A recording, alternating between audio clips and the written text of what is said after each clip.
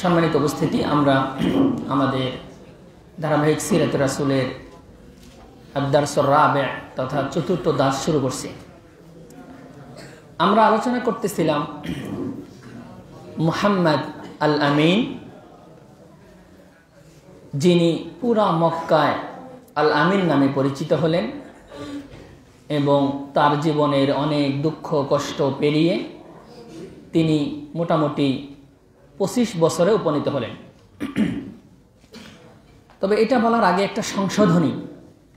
গত দার্সে আমি হিলফুল ফুজুল সংগঠিত হওয়ার বয়স বলেছিলাম নবী সাল্লাল্লাহু আলাইহি ওয়াসাল্লামের 15 বছর। এটা নিয়ে একটু ইখতিলাফ রয়েছে, তবে বেশিরভাগ তারা মত পোষণ করেছেন যে হিলফুল ফুজুলটা হয়েছিল নবী সাল্লাল্লাহু আলাইহি ওয়াসাল্লামের বয়স যখন 20 বছর। তো আমরা এটা একটা সংশোধনী দিলাম যে হিলফুল ফুজুলটা হবে নবী সাল্লাল্লাহু আলাইহি ওয়াসাল্লামের বয়স যখন 20 বছর। এ পর্যায়ে খাদিজা রাদিয়াল্লাহু তাআলা আনহা, সেখান থেকে আমাদের আলোচনা শেষ হয়েছিল। বলা হয়েছিল খাদিজা রাদিয়াল্লাহু আনহা সে সময়ের মক্কার সম্ভ্রান্ত পরিবারের একজন নারী ছিলেন এবং তিনি একজন বিধবা নারী ছিলেন। তার মান মর্যাদা, সৌন্দর্য, বুদ্ধিমত্তা ইত্যাদি ছিল অনেক উঁচু মানের এবং তিনি ছিলেন একজন প্রসিদ্ধ বিজনেসম্যান। তো তিনি ব্যবসা করতেন, সে খাতিরে তিনি একজন বিশ্বস্ত ব্যবসায়ী খুঁজতেছিলেন। তার দাস মাইসারা, এই মাইসারার সহযোগিতায় তিনি মুহাম্মদ আল আমিনের সংবাদ পেলেন এবং তাকে তিনি ব্যবসায় পাঠালেন এবং সেই বছর এত বেশি পরিমাণ লাভ হলো ব্যবসায়, যেটা তার পূর্বে কখনো হয়নি। এবং মাইসারার কাছ থেকে নবী সাল্লাল্লাহু আলাইহি ওয়াসাল্লামের স্বভাব চরিত্র, আচার আচরণ ইত্যাদি তিনি জানতে পারলেন। তার আমানতদারিতা, সত্যবাদিতা, আচার ব্যবহার, এগুলো শোনার পরে তিনি মুহাম্মদ আল আমিনের প্রতি তিনি আসক্ত হলেন এবং তিনি তাকে তার জীবন সঙ্গী হিসাবে তিনি মনস্থ করলেন। সেই সুবাদে তার বান্ধবী নাফিসা, খাদিজা রাদিয়াল্লাহু আনহার বান্ধবী নাফিসা এর মাধ্যমে তিনি প্রস্তাব দিলেন। নবী সাল্লাল্লাহু আলাইহি সাল্লাম তিনি বললেন, আমি ভেবে দেখি এবং আমার অভিভাবকদের সাথে কথা বলি। যেহেতু সে সময় তার বাবা ছিলেন না বেঁচে, তার মা ছিলেন না, তার দাদা আব্দুল মুত্তালিব তিনিও তখন বেঁচে নেই। তার দায়িত্বভার ছিল কার কাছে? আবু তালেবের কাছে। তাই যেহেতু অভিভাবকের সঙ্গে পরামর্শ করা প্রয়োজন আছে না নাই ভাইরা? বিবাহ জীবনের গুরুত্বপূর্ণ একটি অধ্যায়, মনে রাখবেন। বিবাহ জীবনের গুরুত্বপূর্ণ একটি অধ্যায়। এখানে যারা ভুল করেছে আজীবন তাদেরকে কাঁদতে হয়েছে। এখানে যারা ভুল করেছে এই গ্লানি তাকে সারাটা জীবন বইতে হয়েছে, সইতে হয়েছে। অতএব এই জায়গাটাতে আমাদের তাড়াহুড়া করা যাবে না, পরামর্শ করে বুদ্ধিমত্তার পরিচয় দিয়ে সামনে আগাতে হবে। যুবক ভাইয়েরা যারা বিশেষ করে এখন অবিবাহিত, তাদের জন্য শিক্ষা, এ কাজে তাড়াহুড়া করবেন না। এটা জীবনের অত্যন্ত গুরুত্বপূর্ণ একটা অধ্যায়। অনেক ভেবে চিন্তে আপনি পদক্ষেপ নেবেন, সিদ্ধান্ত নেবেন। এই জন্য বিবাহের ক্ষেত্রে বিশেষ করে ইস্তেখারা যেটাকে বলা হয়, তথা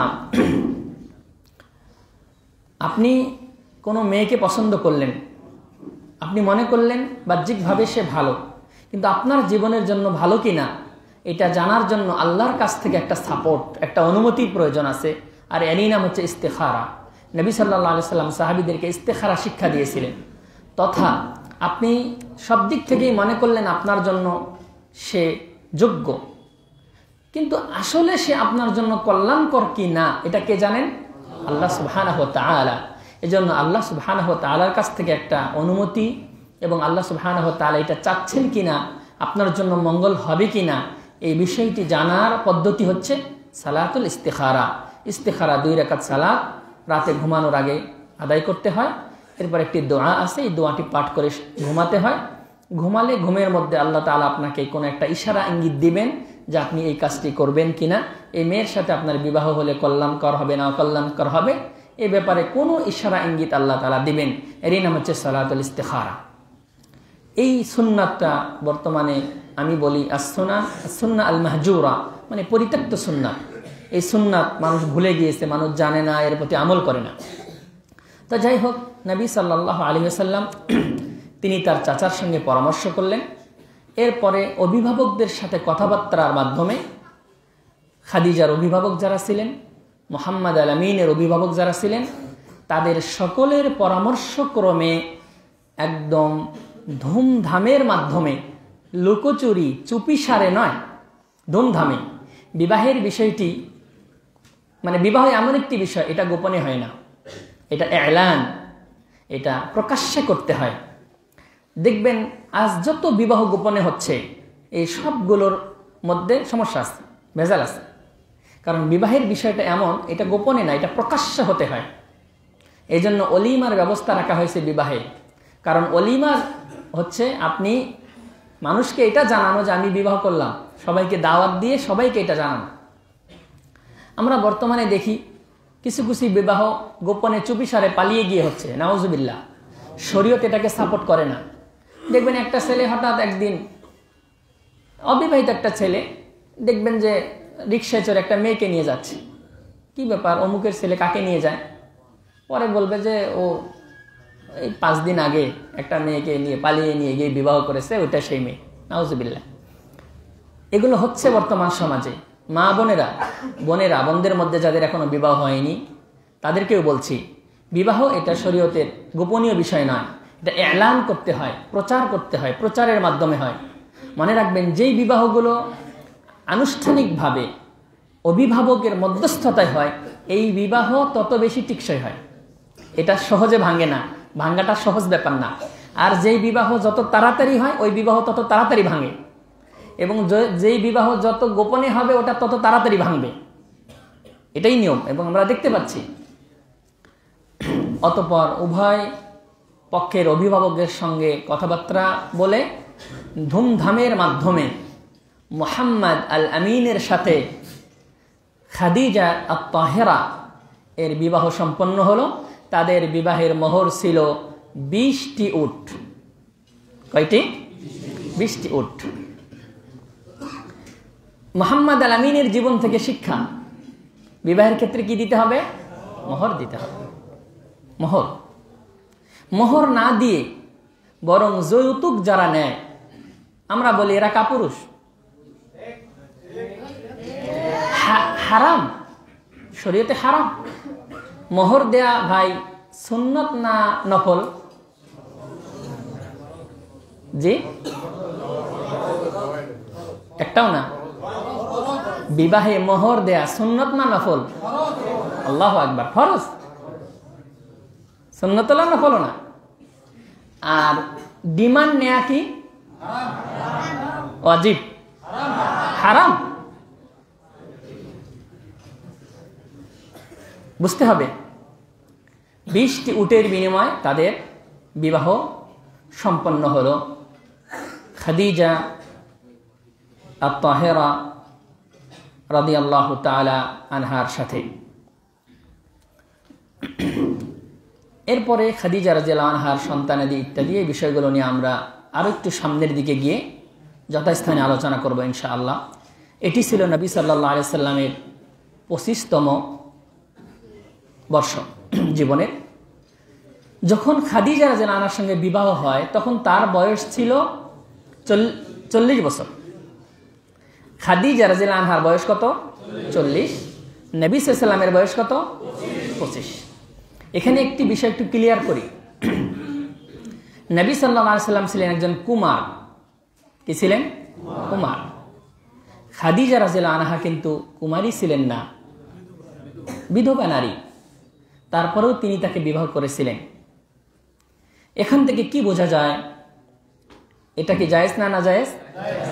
কেউ যদি এই কাজটা করে, তাকে কি মন্দ দৃষ্টিতে দেখা যাবে? না। আরেকটি বিষয় আপনাদেরকে বলি, সামনে আলোচনা আসবে। নবী সাল্লাল্লাহু আলাইহি ওয়াসাল্লামের 11 জন স্ত্রী ছিল। কয়জন? 11 জন। 11 জন স্ত্রীর মধ্যে 9 জন স্ত্রী রেখে তিনি মৃত্যুবরণ করেছিলেন। তার জীবদ্দশায় মারা যায় 2 জন। এই 11 জন স্ত্রীর মধ্যে 10 জন স্ত্রী ছিল বিধবা, আর একজন আম্মাজান আয়েশা, তিনি ছিলেন মাত্র কুমারী নারী। এজন্য কেউ যদি কোনো বিধবাকে বিবাহ করে, এটাকে মন্দ চোখে দেখা যাবে। এটার অনেক কারণ থাকতে পারে, এগুলো আমরা নবী সাল্লাল্লাহু আলাইহি ওয়াসাল্লামের স্ত্রীদের বিষয়ে যখন আলোচনা করব তখন আমরা একটু ক্লিয়ার করবো ইনশাআল্লাহ। এরপর যে আসুন, নবী সাল্লাল্লাহু আলাইহি ওয়াসাল্লামের বৈবাহিক জীবন কাটতেছে, সময় পার হচ্ছে। তার বয়স যখন 35 বছর, কত বছর? 35 বছরের সময় একটি ঘটনা ঘটল 35 বছর বয়সে। সেটি হচ্ছে ইব্রাহিম আলাইহিস সালাম যে কাবাটা নির্মাণ করেছিলেন, এই কাবায় বিভিন্ন সময় বন্যা হওয়ার কারণে এই কাবার দেয়ালগুলো একদম নরম হয়ে গিয়েছিল, তথা এই কাবাটা সংস্কারের প্রয়োজন ছিল। কাবা ঘর, এই যে কালো চাদরে ঘেরা যে ঘরটা আপনারা দেখতে পান, কাবা বাইতুল্লাহ, এই ঘরটি সংস্কারের প্রয়োজন হলো। সংস্কারের প্রয়োজন হয়েছিল 2টি কারণে। এক হচ্ছে এটা দীর্ঘদিনের দেয়াল, দীর্ঘদিন, ফলে এই দেয়ালগুলো যখন অনেক সময় বন্যা হতো, এই বন্যার পানিতে এই পানিগুলো সব, কাবার ওই জায়গাটা ছিল একটু নিচু আর চতুর্দিক দিয়ে পাহাড় ছিল উঁচু, এই পানিগুলো এখানে এসে জমে থাকতো, ফলে দেয়ালটা অনেক নরম হয়ে গিয়েছিল। এক। দ্বিতীয় কারণ ছিল যে এই কাবা ঘরের ভিতরে অনেক মূল্যবান স্বর্ণ, রৌপ্য ইত্যাদি ছিল। একবার এই কাবা ঘরের ভিতর থেকে এই স্বর্ণ চুরি হয়েছে, নাউজুবিল্লাহ। তো এই 2টি কারণ, ফলে মক্কার কুরাইশরা তারা মনে করলেন যে, বা মক্কাবাসীরা মনে করলেন যে এই কাবার সংস্কার দরকার। তখন তারা কাবা ঘর কি করলেন? সংস্কার শুরু করলেন। কাবা ঘর সংস্কার যখন শুরু করলেন তখন তারা এটা বললেন যে দেখো, আমরা এটা সংস্কার করব, করার পরে আমরা আমাদের অর্থ দিয়ে এটা নির্মাণ করব, তবে কথা হলো কেউ এখানে কোনো হারাম অর্থ দিতে পারবে না। হালাল অর্থ তারা বন্টন করে নিলেন, কে কোন অংশ, কে পূর্বের দেয়াল নির্মাণ করবে, কেউ পশ্চিমের, কেউ উত্তরের, কে দক্ষিণের, এভাবে তারা ভাগ করে নিলেন। নেওয়ার পর একথা বললেন যে এখানে যেন কোনো ধরনের হারাম অর্থ এখানে যেন লাগানো না হয়, সম্পূর্ণ হালাল সম্পদের মাধ্যমে কাবাঘর নির্মাণ করা হবে। এই সিদ্ধান্ত তারা নিয়ে, কিন্তু তারা যখন কাজটা শুরু করবেন, করার সময় তারা খুব ভয় পেলেন যে দেয়াল তো আগে ভাঙতে হবে, পুরাতন দেয়ালটা আগে ভেঙে তারপরে সংস্কার করতে হবে। কিন্তু এটা ভাঙ্গার কাজে তারা ভয় পেলেন, কারণ যে এটা ভাঙতে গিয়ে আল্লাহর পক্ষ থেকে কোনো গজব নাজিল হয় কিনা। কারণ তাদের অনেকেই স্বচক্ষে দেখেছেন। কার ঘটনা ভাইরা মনে আছে? সেই আব্রাহা যে কাবা ঘর ধ্বংস করতে এসেছিল, তাদের কি পরিণতি হয়েছিল এটা তো তারা স্বচক্ষে দেখেছেন। এজন্য তাদের ভয় যে কাবা ঘর ভাঙতে গিয়ে না জানি কোনো বিপদ আপদ, আল্লাহর পক্ষ থেকে কোনো গজব চলে আসে কিনা। কিন্তু আব্রাহার কাবা ঘর ভাঙতে আসা আর কুরাইশদের যে কাবা ঘর এখন তারা ভাঙবে, দুইটা কি সমান না? তারা ভাঙতে এসেছিল একটা উদ্দেশ্য নিয়ে, ইনারা ভাঙবেন অন্য একটা উদ্দেশ্য নিয়ে, এবং তারা ভাঙবেন এটা সংস্কারের জন্য। তো সর্বপ্রথম ওয়ালিদ বিন মুগীরা আল মখজুমি, ওয়ালিদ বিন মুগীরা আল মখজুমি, ইনি সর্বপ্রথম সাহস করে দেয়াল ভাঙ্গার কাজ শুরু করলেন।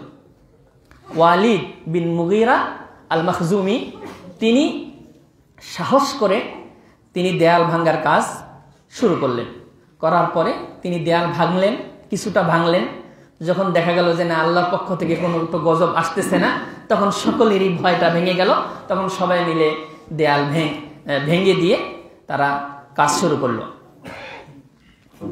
তারা যে কাজ শুরু করেছিল, যে মিস্ত্রির দ্বারা তারা কাজ করেছিল, তার নাম ছিল বাকুম। কি নাম? বাকুম বান্নাউন রুমি। ইনি রোমের একজন মিস্ত্রি ছিলেন, অনেক দক্ষ মিস্ত্রি। বাকুম নামক সেই মিস্ত্রির মাধ্যমে তারা কাবা ঘর সংস্কার শুরু করলেন।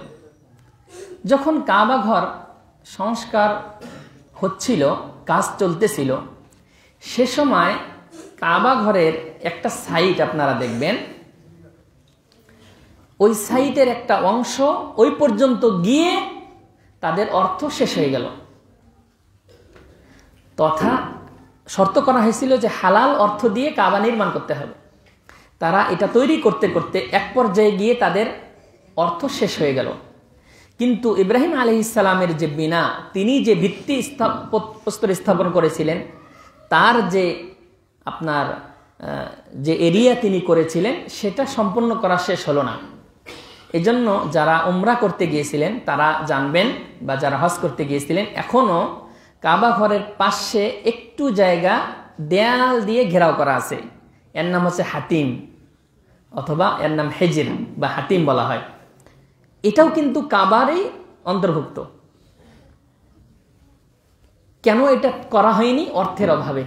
কাবার দেয়ালের মধ্যে ঢোকানোর সম্ভব হয়নি, কিন্তু ওটা আলাদাভাবে এইভাবে ঘেরাও করা আছে। আপনারা কেউ যদি পিকচারটা দেখেন কাবা ঘরের, বা মোবাইলে যদি কোনো সময় লাইভ দেখেন, আপনারা খুব খেয়াল করবেন যে চতুর্দিকে মানে গোলাকৃতির যে দেয়াল দেয়া, এর একটা সাইডে দেখবেন একটু জায়গা একটু হাফ দেয়ালের মতো করে দেয়া আছে। এটার নাম হাতিম বা হেজির। এই জায়গাটা এখনো অমনই রয়ে গিয়েছে, ওটা ওইভাবেই রাখা হয়েছে। ওটা ওর ভিতরে যদি কেউ সালাত আদায় করে ওই জায়গাটার ভিতরে, তাহলে সে যেন কাবা ঘরের ভিতরেই সালাত আদায় করলো, কারণ সেটাও কাবার একটা অংশ। কিন্তু ওখানে সালাত আদায় করা অনেক কঠিন ব্যাপার। আমি মদিনায় থাকতে উমরায় গিয়েছিলাম আলহামদুলিল্লাহ একাধিকবার। তো আমি অনেক কষ্ট করে একবার ওখানে সালাত পড়েছিলাম, অনেক কষ্টে ওখানে সালাত আদায় করাটা অনেক কষ্ট। তো যাই হোক, এরপরে মোটামুটি কাবা ঘরের নির্মাণের কাজ শেষ হয়ে গেল। এবার আসলো যে হাজরে আসওয়াদ, কালো পাথর। এখন এই কালো পাথর এখানে দেয়ালের মধ্যে স্থাপন করা হবে। এই কে ওখানে স্থাপন করবে এটা নিয়ে সবার মাঝে ঝগড়া শুরু হয়ে গেল, কারণ এটা একটা মর্যাদার ব্যাপার। সব গোত্রই চাচ্ছিল যে আমরা করব, আমাদের নেতা সে এটা স্থাপন করবে। এটা নিয়ে তাদের মাঝে তুমুল একটা মতানৈক্য, ইখতিলাফ, ঝগড়া শুরু হয়ে গেল যে হাজরে আসওয়াদটা কে সেখানে স্থাপন করবে। সকলেই চাচ্ছিল, কারণ এটা যেহেতু মর্যাদার কাজ, সকলেই চাচ্ছিল যে আমাদের গোত্র নেতা করুক, কিংবা আমরা সবাই মিলেই করি। এটা নিয়ে যখন তাদের মাঝে একটা বড় ধরনের ইখতিলাফ শুরু হয়ে গেল, মতানৈক্য শুরু হয়ে গেল, তখন তাদের একজন নেতা আবু উমাইয়া আল মখজুমি তিনি সিদ্ধান্ত দিলেন যে আমরা একটা সমাধানের পথে আসি। সেটা হলো আগামীকাল ভোরে মসজিদে হারামে সর্বপ্রথম যে ব্যক্তি প্রবেশ করবে সেই হবে এটার বিচারক। তাকে আমরা বিচারের দায়িত্ব দিয়ে দিব, উনি যেটা সমাধান দিবেন ওইটা আমরা মেনে নেব। এটা এই তাদের মাঝে গোপনে এটা কথা হলো। ঠিক আছে, সবাই অপেক্ষা করতে লাগলো যে কেই সেই সৌভাগ্যবান ব্যক্তি আগামীকাল সকালে সর্বপ্রথম এই হারাম এলাকায় এখানে প্রবেশ করবে। দেখতে দেখতেই তারা অপেক্ষায় ছিল। সকালবেলা দেখা গেল সর্বপ্রথম এই হারামে যিনি প্রবেশ করলেন তিনি আর কেউ নন, তিনি মুহাম্মদ আল আমিন। এটাকে দেখার পরে সবাই বলে উঠল, হাযাল আমিনু রাদিনাহু হাযা মুহাম্মদ। এই তো আমিন এসেছে, আমরা তাকেই মেনে নিলাম। এই তো মুহাম্মদ, সে যেটা সিদ্ধান্ত দিবে সেটাই আমরা মেনে নিব। ঠিক আছে, তিনি আসলেন, তাকে বিস্তারিত জানানো হলো যে আমাদের পরিস্থিতি এই, আমরা তোমাকে বা আপনাকে বিচারক হিসাবে নির্ধারণ করলাম, আপনি যেটা সমাধান করবেন সেটাই আমাদের সমাধান। মুহাম্মদ আল আমিন তিনি এই সময় একটা বিচক্ষণতার পরিচয় দিলেন।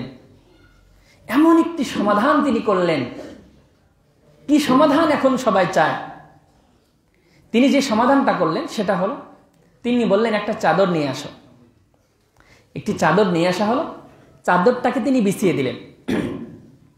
দেওয়ার পরে প্রত্যেক গোত্রের যে লিডার তাদেরকে বললেন তোমরা সবাই চাদরটা ধরো। প্রত্যেক গোত্রের লিডার, সবাই তো আর ধরা সম্ভব না, সকলেই চাদর ধরে তিনি নিজ হাতে পাথরটাকে, আল হাজারুল আসওয়াদ মানে কালো পাথর, পাথরটাকে উঠিয়ে চাদরের মধ্যে দিলেন, দিয়ে সবাইকে বললেন তোমরা কি করো, এই সবাই ধরে এখান থেকে তোমরা যেই জায়গায় আমরা স্থাপন করব হাজারে আসওয়াদ ওখানে নিয়ে যাও। তখন এরা সবাই মিলে ধরে ওখানে নিয়ে গেল। ওখানে নিয়ে যাওয়ার পর নবী সাল্লাল্লাহু আলাইহি সাল্লাম নিজ হাতে পাথরটা ওখান থেকে উঠিয়ে হাজারে আসওয়াদ তিনি স্থাপন করলেন। একদম ঝগড়া মীমাংসা হয়ে গেল, সবাই খুশি, মাশাআল্লাহ আমরা ধরেছি, সবাই খুশি, কোনো ধরনের কারো মনে কোনো কিন্তু থাকলো না। এই ফয়সালার পরে মুহাম্মদ আল আমিনের সুনাম সুখ্যাতি আরো বেড়ে গেল, যে কঠিন একটা, এই প্রায় আবার এর আগে যে একটা যুদ্ধ হয়েছিল হারবুল ফিজার, ওই যুদ্ধের মতো আরেকটা যুদ্ধ শুরু হয়ে যেত এখানে, এই হাজরে আসওয়াদ স্থাপন করা নিয়ে আবার যুদ্ধ শুরু হয়ে যেত। সেই যুদ্ধ থেকে রক্ষা করলেন সুন্দর একটি ফয়সালার মাধ্যমে মুহাম্মদ আল আমিন। তার বয়স এভাবে, তার বয়স যখন হলো 39 বছর, 39 বছর বয়সে তার মাঝে এবার নবুয়তের কিছু আলামত প্রকাশ পেল। কি কি আলামত? এক নম্বর, সে সময়ের যারা আহবার, রুহবান এবং কুহান তথা ইয়াহুদ এবং নাসারাদের যারা পোপ বা পাদ্রী যেটাই বলি ছিল, এবং যারা গণক জ্যোতিষী ছিল, তারা সকলেই এই সময় শেষ নবীর কথা বলা শুরু করে দিল, যে এই যে মানে তারা তাদের কিতাবে বা গবেষণা যেভাবেই হোক এটা করে তারা সব দিক থেকে একটা কথাই সকলের মুখে, যে এই অচিরেই শেষ নবীর আবির্ভাব ঘটবে। এইভাবে সকলের মুখে মুখে এই যারা ইহুদিদের, যারা ইহুদ এবং নাসারাদের যারা আলেম ওলামা ছিল এবং সেই সময়ে যারা গণক ছিল এবং যারা জ্যোতিষী ছিল, সকলের মুখে মুখে শেষ নবীর আগমনের কথা প্রকাশ পেল। এক। দুই নাম্বার, নবুয়তের কিছু আলামতের মধ্যে আরেকটি ছিল, মক্কার সেই পাথরগুলো আল্লাহর নবীকে সালাম দেওয়া শুরু করল। এই জন্য তিনি নিজেই বলেছেন যে ইন্নী লা আরিফু হাজারান বিমাক্কা, আমি মক্কার সেই পাথরকে চিনি, কানা ইউসাল্লিমু আলাইয়া, যে পাথর আমাকে সালাম দিত, ক্বাবলা আন উবআসা, আমি নবুয়ত পাওয়ার পূর্বে। নবুয়ত পাওয়ার পূর্বে আমি যখন রাস্তা দিয়ে হাঁটতাম তখন পাথরগুলো আমাকে সালাম দিত, আমি সেই পাথরগুলোকে এখনো চিনি। এটা নবী সাল্লাল্লাহু আলাইহি ওয়াসাল্লাম পরে কথা বলেছেন, তথা এটাও তার নবুয়তের আলামত যে পাথর তাকে সালাম দিত।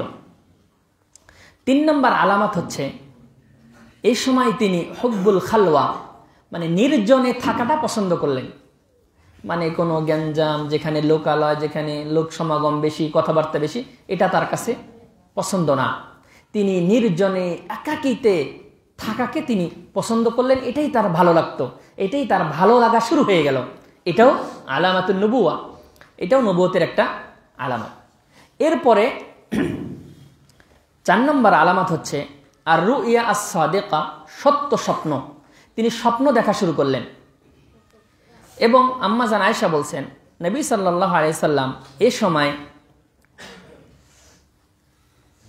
যে স্বপ্ন তিনি রাতে দেখতেন, লা ইয়ারা রুইয়া ইল্লা জাআত মিসলা ফালাকিস সুবহ, তিনি যে স্বপ্নই রাতে দেখতেন সকালবেলা সেটা একদম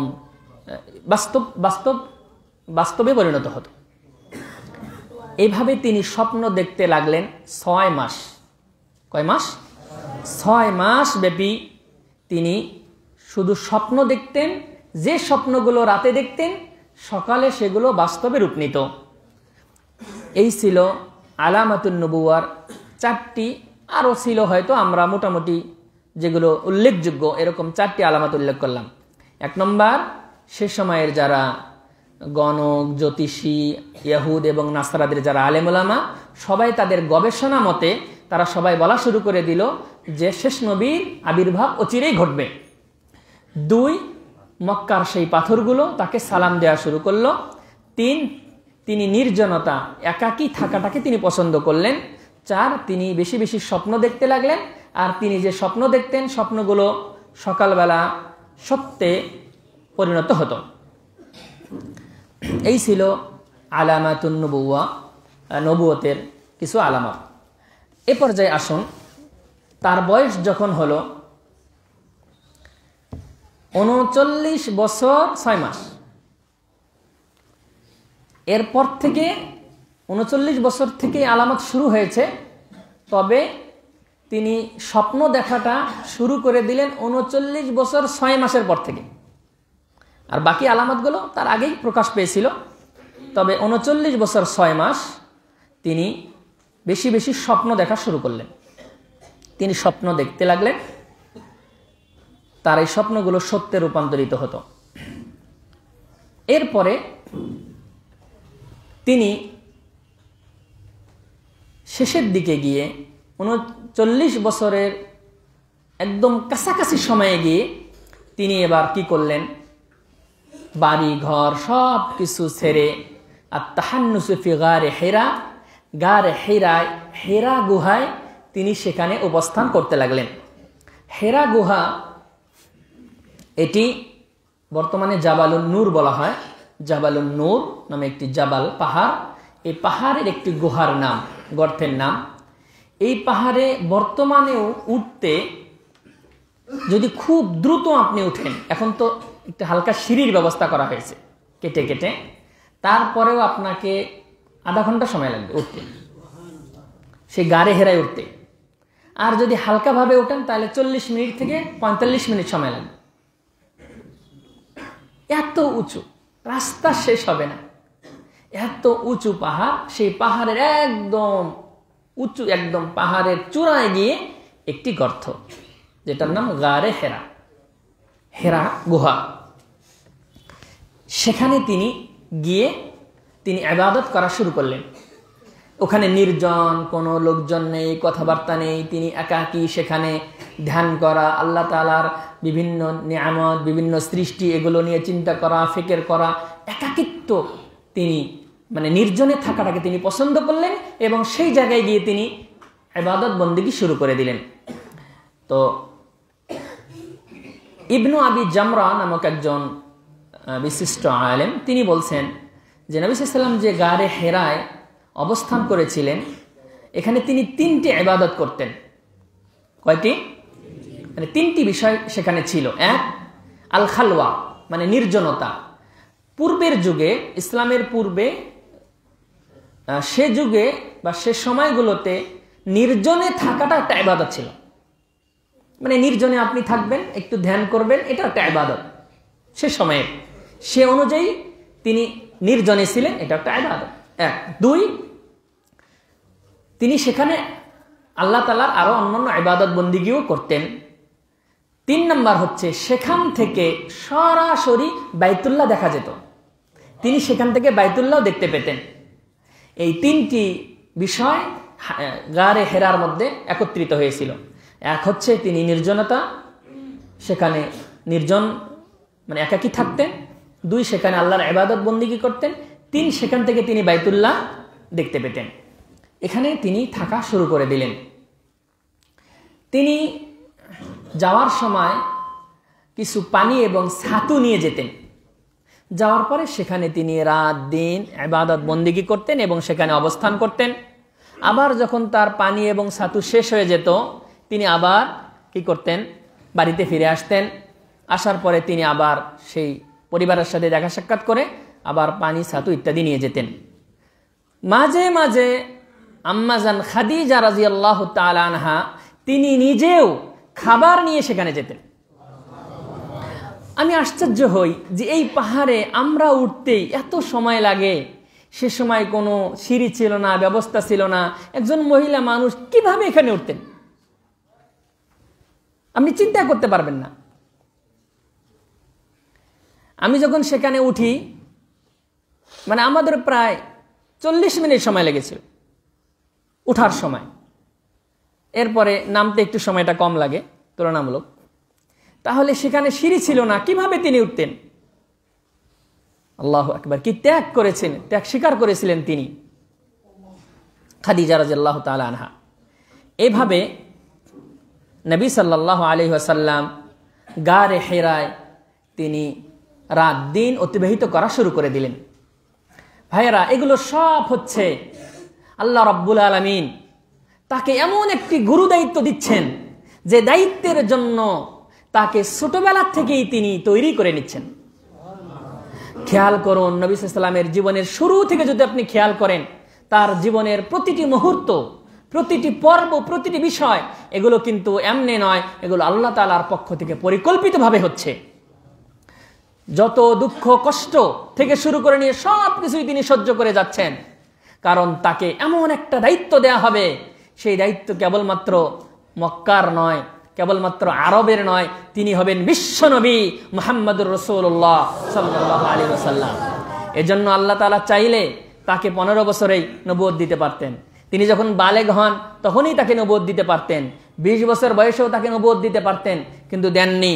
কারণ তাকে যে দায়িত্বটা দেওয়া হচ্ছে এটা যেমন তেমন দায়িত্ব নয়, গোটা বিশ্ববাসীর হেদায়েতের যে একজন হাদি, একজন পথ প্রদর্শক, একজন রহমত, একজন নবী, শুধু তাই নয়, ইনি হচ্ছেন সর্বশেষ নবী, খাতামুন নবিয়্যিন এবং সাইয়্যিদুল মুরসালিন হিসাবে তিনি প্রেরিত হবেন।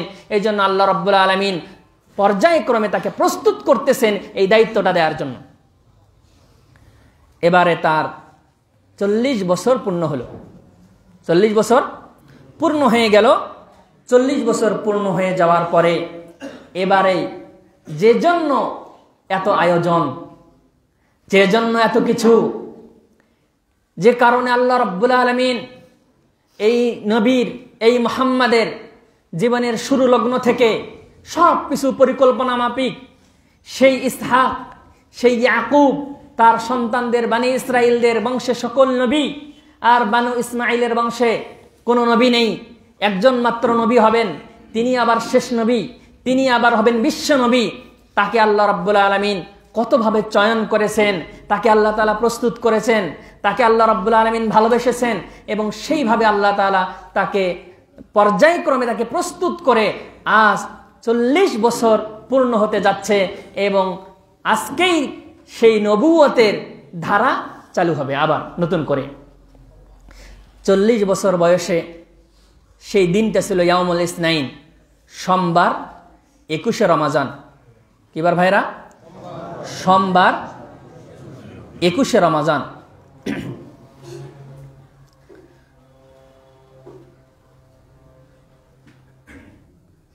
সোমবার 21শে রমাজানে নবী সাল্লাল্লাহু আলাইহি সাল্লাম রমাজান মাস, সম্পূর্ণ মাস তিনি গারে হেরায় অতিবাহিত করেছেন। সেখানেই তিনি ধ্যানে ছিলেন। সোমবার 21শে রমাজানে, এবং সেটা ছিল 610 খ্রিস্টাব্দ 10ই আগস্ট। নবী সাল্লাল্লাহু আলাইহি সাল্লামের জন্ম কত খ্রিস্টাব্দে? 571। আর 610 খ্রিস্টাব্দে 10ই আগস্ট, এবং সেটা ছিল রমাজানের 21শে রমাজান, সোমবার রাতের বেলা। কিসের বেলায়? রাতের বেলায় জিবরিল আমিন সেই হীরা গুহায় অবতরণ করলেন। একজন মানুষের রূপ ধারণ করে,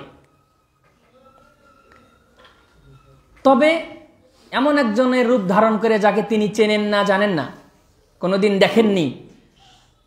সময়টা ছিল রাতে। সেই হীরা, জাবালের নূর, হীরা গুহার সেই গারে হেরার এই অন্ধকার, এক তো রাতের অন্ধকার, অপর দিকে সেটা ছিল একদম পাহাড়, পাহাড়ের একদম উপরে, আবার ছিল একটা গর্তের মধ্যে। এরকম একটা পরিবেশে একজন ব্যক্তির আগমন ঘটল, যিনি হচ্ছেন জিবরিল আমিন, কিন্তু তিনি তো জানেন না যে ইনি আসলে কে। ইনি অবতরণ করলেন, করার পরে মুহাম্মদ সাল্লাল্লাহু আলাইহি ওয়াসাল্লামকে বললেন, ইকরা, তুমি পড়ো। নবী সাল্লাল্লাহু আলাইহি ওয়াসাল্লাম বললেন, মা আনা বিকারি, আমি তো পড়তে জানি না, আমি পাঠক নই, আমি উম্মি, আমি না জানি লিখতে, না জানি পড়তে। তিনি আবার বললেন ইকরা, একই কথা বললেন, মা আনা বিকারি, আমি তো পাঠক নই। এভাবে 3 বার। সব শেষে যখন তিনি বলতে পারলেন না, জিবরিল আমিন নবী সাল্লাল্লাহু আলাইহি ওয়াসাল্লামকে একদম বুকের সঙ্গে বুক মিলিয়ে খুব জোরে চেপে ধরলেন এবং খুব জোরে একটা চাপ দিলেন। দেওয়ার পরে তিনি বললেন ইকরা বিসমি রাব্বিকাল্লাযী খালাক, খালাকাল ইনসানা মিন আলাক, ইকরা ওয়া রাব্বুকাল আকরামাল্লাযী আল্লামা বিল কলম। সূরা আলাকের প্রথম 5টি আয়াত নাজিল হলো। নবী সাল্লাল্লাহু আলাইহি সাল্লাম এই বুকে যখন জোরে চাপ দেওয়া হলো, এই চাপেই তিনি তার জবান খুলে গেল এবং তিনি বললেন ইকরা বিসমি রাব্বিকাল্লাযী খালাক, খালাকাল ইনসানা মিন আলাক, ইকরা ওয়া রাব্বুকাল আকরাম আল্লাযী আল্লামা বিল কলম, আল্লামাল ইনসানা মা লাম ইয়ালাম। এরপরেই ওই ব্যক্তি চলে গেল। এখন নবী সাল্লাল্লাহু আলাইহি সাল্লামের অবস্থাটা কি হতে পারে? তিনি এতটাই ভয় পেলেন, একদিকে রাত, গভীর রজনী, অপরদিকে সেই জাবালে নূরের উপরে একদম সেই পাহাড়ের উঁচুতে একটা গর্তের মধ্যে একজন অপরিচিত লোক এসে তাকে এইভাবে বুকের সঙ্গে বুক লাগিয়ে জোরে চাপ দিলেন। এটা যেমন, অপরদিকে ওহীর যে একটা ভারত্ব, এটা নিয়ে তিনি কাঁপতে কাঁপতে বাড়িতে ফিরে আসলেন। খাদিজা রাদিয়াল্লাহু তাআলা আনহার কাছে আসলেন, তখন তার 2 বাহু কাঁপতেছে এবং তিনি বললেন জাম্মিলুনি জাম্মিলুনি, আমাকে চাদর দাও, চাদর দাও। লাকাদ খাশিতু আলা নাফসি, আমি আমার নিজের জন্য ভয় পাচ্ছি, আমি মনে হয় বাঁচব না, আমার মনে হয় মারাত্মক ক্ষতি হয়ে যাবে। মানে কঠিন একটা অবস্থা তিনি ফিল করতেছেন, না বলতে পারতেছেন, না বোঝাতে পারতেছেন। তিনি, তার বাহুগুলো কাঁপতেছে আর তিনি বলতেছেন আমাকে চাদর দিয়ে জড়িয়ে নাও, কারণ আমি আমার নিজের নাফসের উপরে ভয় পাচ্ছি, না জানি আমার মনে হয় কোনো ক্ষতি হয়ে যাবে। এমন একটা পরিস্থিতিতে খাদিজা রাদিয়াল্লাহু তাআলা আনহা, তার যে বুদ্ধিমত্তা, তার যে বিচক্ষণতা, সেটাকে তিনি কাজে লাগালেন। তিনি তাকে অভয় দিয়ে বললেন কাল্লা ওয়াল্লাহি মা ইখজিকাল্লাহু আবাদা, কখনোই না, আল্লাহর কসম, আল্লাহ তাআলা আপনাকে আপনার ক্ষতি করবেন না, আল্লাহ তাআলা আপনাকে অপদস্থ করবেন না, আপনার ক্ষতি হবে না। কেন? কারণ হচ্ছে আপনার মাঝে আপনাকে আমি স্বামী হিসাবে পেয়ে, তখন তাদের সাংসারিক জীবন কয় বছর ভাইরা? 15 বছর। এই 15 বছরে আমি আপনাকে যেটা পেয়েছি, আপনার মাঝে যে গুণগুলো আমি পেয়েছি, এই গুণ, এই সিফাত, এই বৈশিষ্ট্য যদি কোনো ব্যক্তির মাঝে থাকে, ওই ব্যক্তিকে আল্লাহ তাআলা অপদস্থ করবেন না। সেগুলো কি? তিনি তখন বলতে লাগলেন ইন্নাকা লা তাসিলুর রাহিম, নিশ্চয় আপনি আত্মীয়তার বন্ধনকে ঠিক রাখেন, আত্মীয়তার সম্পর্ককে আপনি ঠিক রাখেন। ওয়া তাহমিলুল কাল, এবং আপনি অসহায় এবং সমাজের ইয়েতিম, মিসকিন, অসহায় এই ব্যক্তিদের দায়িত্ব আপনি গ্রহণ করেন। ওয়া তাকসিমুল মা'দুম, এবং আপনি যারা নিঃস্ব ব্যক্তি, সহায় সম্পদহীন, তাদের আপনি অর্থ উপার্জনের আপনি ব্যবস্থা করে দেন, তাদের ব্যবস্থা করেন। ওয়া তাকরিদ দাইফ, এবং আপনি মেহমানদারি করেন, যে কোনো মেহমান আপনার বাসায় আসলে আপনি তাদের সমাদর করেন। এবং তুঈনু আলা নাওয়াইবিল হক, এবং আপনি বিপদগ্রস্ত ব্যক্তি যাদের উপরে হঠাৎ করে নানান ধরনের বিপদ আপদ আসে, এদের আপনি পাশে দাঁড়ান, এদেরকে আপনি সাহায্য সহযোগিতা করেন। এইভাবে তিনি 5টি সিফাতের কথা বলেছেন। কয়টি? 5টি গুণের কথা বলেছেন। এই 5টি গুণ, 5টি বৈশিষ্ট্য যার মাঝে থাকে, আল্লাহ তাআলা তাকে অপদস্থ করবেন না। সুবহানাল্লাহ। জি, অবশ্যই। এইভাবে তিনি তাকে, নবী সাল্লাল্লাহু আলাইহি ওয়াসাল্লামকে তিনি অভয় দিলেন, দিয়ে তিনি বললেন 5টি গুণের 1 নম্বর ছিল আপনি আত্মীয়তার সম্পর্ককে বজায় রাখেন।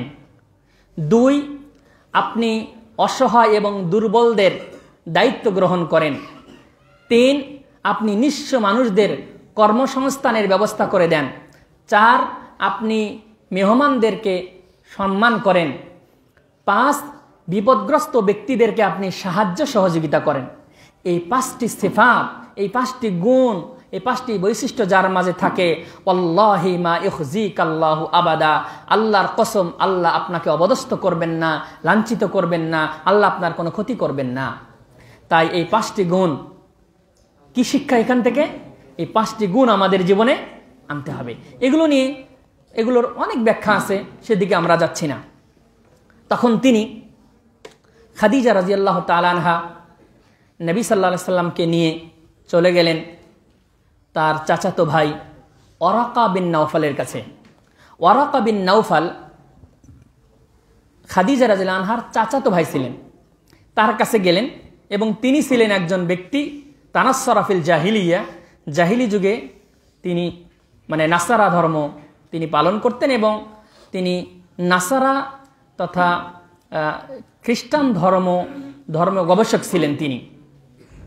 এবং তিনি সেই তাদের যে খ্রিস্টানদের যে কিতাব ছিল সেটাকে তিনি লিখতেন এবরানি ভাষায়, ইনজিল, এটা তিনি লিখতেন।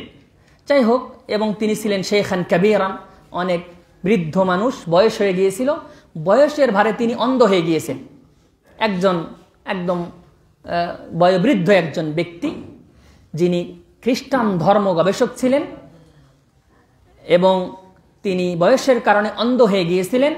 খাদিজা রাদিয়াল্লাহু আনহার আপন চাচাতো ভাই, তার কাছে তিনি নিয়ে গেলেন। নিয়ে যাওয়ার পরে তিনি বললেন, চাচাতো ভাইকে বললেন, আপনি দেখেন তো কি হয়েছে মুহাম্মদ আল আমিনের, তার কি অবস্থা, সে কি দেখেছে, কি বলতেছে, এটা আপনি একটু ভালোভাবে শুনুন। এরপরে নবী সাল্লাল্লাহু আলাইহি সাল্লাম বিস্তারিত জানালেন তার কাছে যা কিছু ঘটেছে, গারে হেরায় যা কিছু ঘটেছে, ইনি বিস্তারিত জানালেন। এটা শোনার সাথে সাথে ওয়ারাকা বিন নাওফাল বলে উঠলেন, হাদান নামুস আল্লাযী নাযালাহু আল্লাহু আলা মূসা, এই তো সেই নামুস, এই তো সেই দূত, যে দূতকে আল্লাহ তাআলা মূসার কাছেও পাঠিয়েছিলেন। তিনি চিনে ফেলেছেন, কারণ তিনি ধর্মগ্রন্থের একজন গবেষক ছিলেন। এগুলো সেখানে তিনি পড়েছেন, দেখেছেন, তিনি জানেন।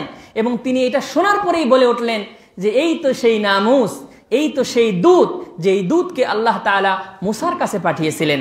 তারপর তিনি বললেন, ইয়া লাইতানি ফিহা জাযআন লাইতানি আকুনা হাইয়ান ইদ ইখরুজুকা কওমুকা, হাই এই সময় আমি যদি যুবক থাকতাম, আমার যে অবস্থা, আমি যদি যুবক থাকতাম এবং সে সময় পর্যন্ত আমি যদি জীবিত থাকতাম যখন তোমার সম্প্রদায় তোমাকে এই দেশ থেকে বের করে দিবে, সেই সময় পর্যন্ত যদি আমি জীবিত থাকতাম। শোনার পরে নবী সাল্লাল্লাহু আলাইহি ওয়াসাল্লাম আশ্চর্য হলেন যে তার যে একটা অবস্থা, সে সময় তিনি তো বড়ই পেরেশান, তিনি কাঁপতেছেন, তিনি ভয় পাচ্ছেন। এমন মুহূর্তে আবার এই কথা শুনলেন যে তোমার সম্প্রদায়, তোমার কওম তোমাকে কি করে দিবে? বের করে দিবে। তিনি আশ্চর্য হলেন, আমার কওম আমাকে বের করে দিবে? তারা না আমাকে এত ভালোবাসে, তারা আমার উপাধি দিয়েছে মুহাম্মদ আল আমিন, মুহাম্মদ আল আমিন, সবাই আমাকে ভালোবাসে, আমাকে তারা বিভিন্ন সময় বিচারক পর্যন্ত বানায়। হাজরে আসওয়াদের বিচার কে করেছেন? তিনি করেছেন, সমাধান তিনি করেছেন। তারা আমাকে এত ভালোবাসে, আমি এত সম্ভ্রান্ত পরিবারের একজন, আমার দাদা আব্দুল মুত্তালিব, আমার চাচা আবু তালেব, আমি কুরাইশ বংশের একজন ব্যক্তি, আমি মক্কায় জন্মগ্রহণ করেছি, আর আমার কওম আমাকে বের করে দিবে? অন্যরা যদি বের করে দিত এটা মানা যেত। তিনি প্রশ্ন করলেন, আওয়া মুখরিজিয়াহুম, তারা কি আমাকে বের করে দিবে? ওয়ারাকা বিন নাওফাল বললেন, নাআম লাম ইয়াতি রাজুলুন কাত্তু বিমিসলি মা জিতা বিহি ইল্লা উদি, তোমার পূর্বে যারাই এই মিশন নিয়ে, তুমি যে মিশন নিয়ে প্রেরিত হয়েছ, তুমি যে নবুয়ত পেয়েছো, এই নবুয়ত নিয়ে, এই মিশন নিয়ে তোমার পূর্বে যারাই এসেছিল তাদের সাথে ইল্লা উদি, তাদের সাথেই বিরুদ্ধাচরণ করা হয়েছে, তাদেরই বিরোধিতা করা হয়েছে, তাদেরকে ঘর থেকে বের করে দেওয়া হয়েছে, অতএব তোমাকেও করা হবে। তারপর তিনি বললেন, ওয়া ইন ইউদরিকুনি ইয়াউমুকা আনসুরুকা নাসরান মুআজ্জারা, যদি সে সময় পর্যন্ত আমি বেঁচে থাকি তাহলে আনসুরুকা নাসরান মুআজ্জারা, আমি তোমাকে সাহায্য সহযোগিতা করব সে সময় পর্যন্ত। কিন্তু ওয়ারাকা বিন নাওফাল আর বেশি দিন বেঁচে থাকেননি, এরপরে তিনি কি করেছেন? মৃত্যুবরণ করেছেন। রাওয়াহুল বুখারী, যেটা আমরা বললাম এটা হচ্ছে সহিহ বুখারীর হাদিস। এই ছিল নবী সাল্লাল্লাহু আলাইহি ওয়াসাল্লামের উপরে সর্বপ্রথম নাজিলকৃত কোরআনের সূরা আলাকের প্রথম 5টি আয়াত, যে আয়াতের মাধ্যমে তিনি নবী হয়েছেন। এজন্য মুহাম্মদ বিন আব্দুল ওয়াহ্হাব আত-তামিমি রাহিমাহুল্লাহু তাআলা তার কিতাব রয়েছে আল উসুলুস সালাসা, সেখানে তিনি বলেছেন নবী সাল্লাল্লাহু আলাইহি ওয়াসাল্লাম নুব্বিআ বিইকরা, ইকরা এর মাধ্যমে নবী সাল্লাল্লাহু আলাইহি ওয়াসাল্লাম তিনি নবী হয়েছেন। ইকরা এর মাধ্যমে নবী হয়েছেন, তিনি নবুয়ত পেলেন সূরা আলাকের প্রথম 5টি আয়াতের মাধ্যমে।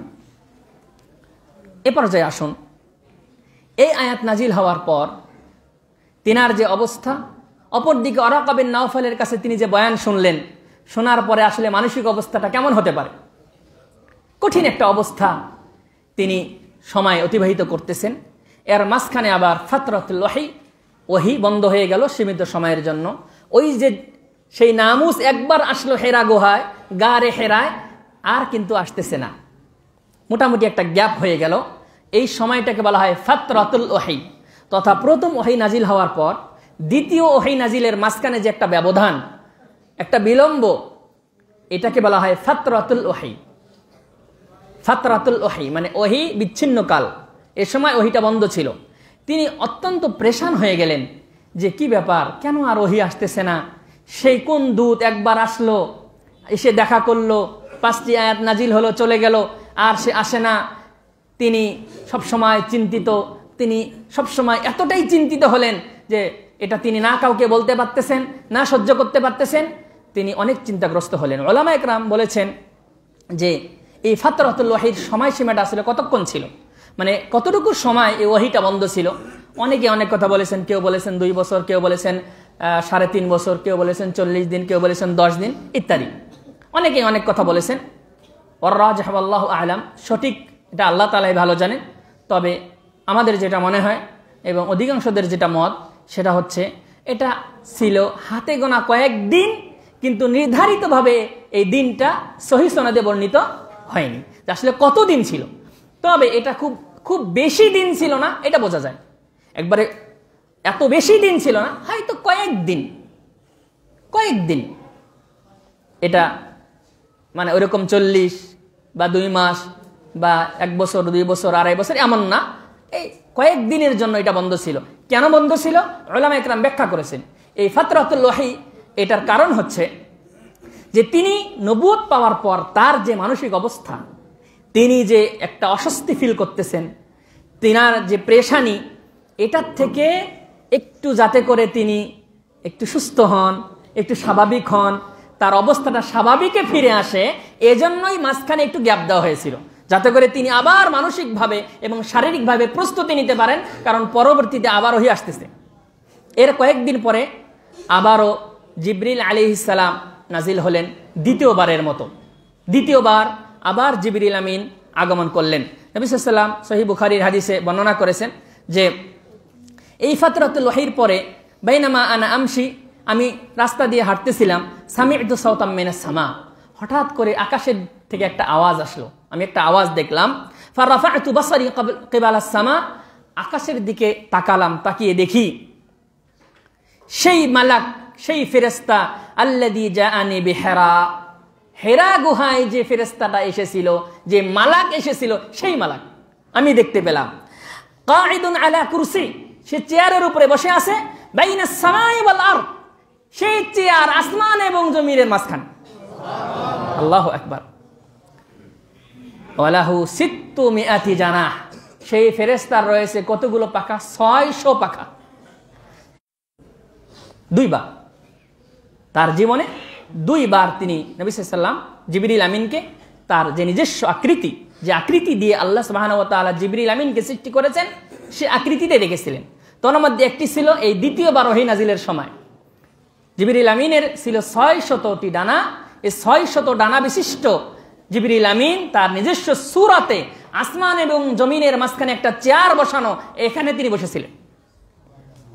এবং আরেকবার তিনি দেখেছিলেন মেরাজে। এটা দেখার পর তিনি দৌড়ে বাড়িতে চলে গেলেন। যাওয়ার পরে বাড়িতে গিয়ে বললেন আবার জাম্মিলুনি, আমাকে কম্বল দাও। তিনি আবার ভয় পেয়ে গেলেন।